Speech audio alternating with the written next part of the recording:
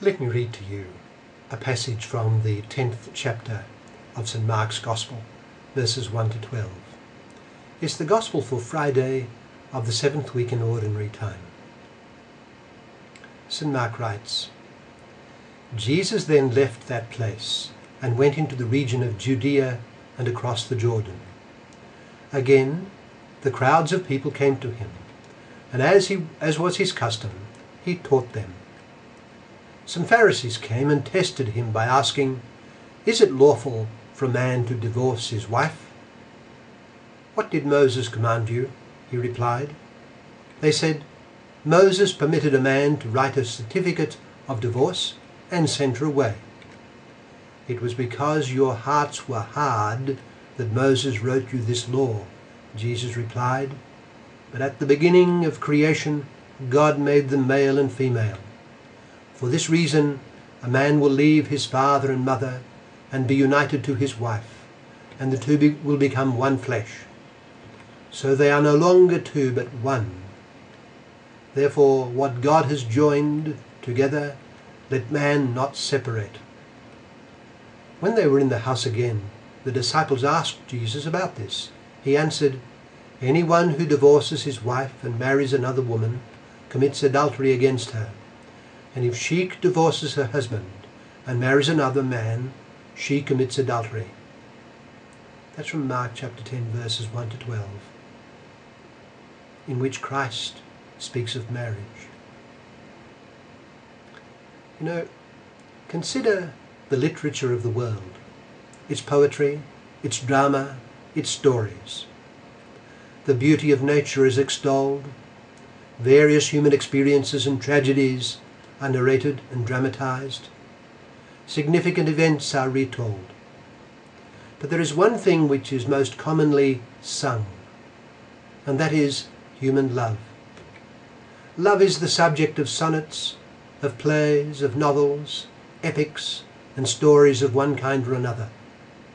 Boethius was a Roman statesman and philosopher, often styled the last of the Romans, and regarded by some Christian traditions as a martyr. A Christian, he was born at Rome in 480 or so, and died at Pavia in 524 or 525. Once a highly placed counselor to Emperor Theodoric, Boethius was suddenly toppled from his position, accused of treason, and thrown into prison. While in prison before his execution, he wrote his celebrated On the Consolation of Philosophy, 524. In it, he sets forth love, the love of the Creator God, as the governing force of the planets, the tides, the changes of seasons, the treaties between nations, and the human bonds of fealty, marriage, and friendship.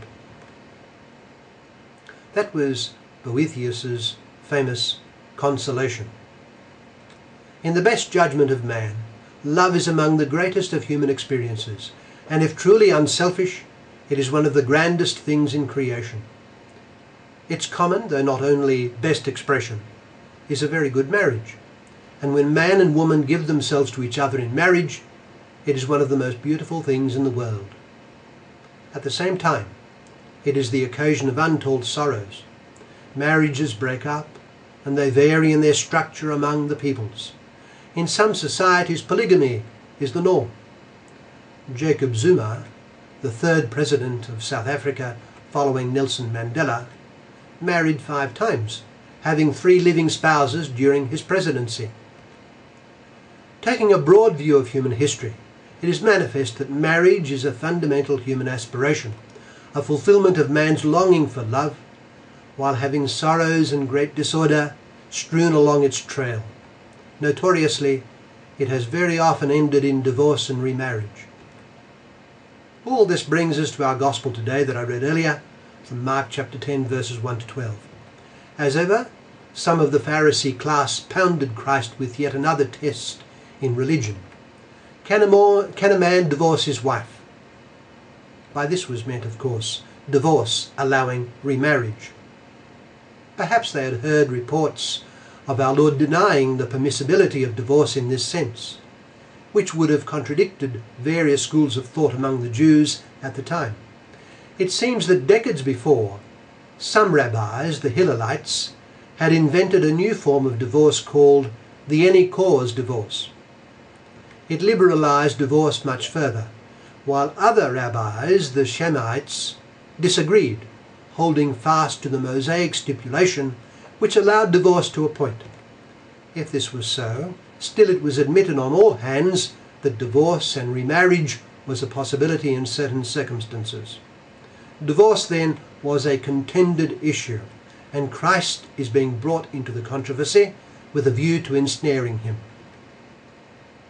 Our Lord was master of the moment and replied to them with his question about Moses' teaching, thus indicating that Moses was indeed a principal authority. But he then went on to show, in masterly fashion, that Moses had to be interpreted, and he, Jesus, was his interpreter. Specifically, Moses was to be understood in the light of the fundamental texts of Genesis, which not only teach the indissolubility of marriage, but provide a theological foundation. Moses' permission for divorce was only, our Lord told them, a practical compromise calculated to regulate the unwillingness of the people to conform to the law of God. Fallen man did not follow the original divine decree, so Moses did his best with the people so as to ensure social stability. Christ was abrogating that allowance and restoring the original revelation. Man is made in the image of God, and for that reason is both male and female. He is created within a communion of persons, and the very structure of his nature orients him to communion, the communion of persons, thus reflecting the divine communion within the Godhead. Specifically, he is oriented by nature towards the communion that is marriage. The marital bond is absolute by nature.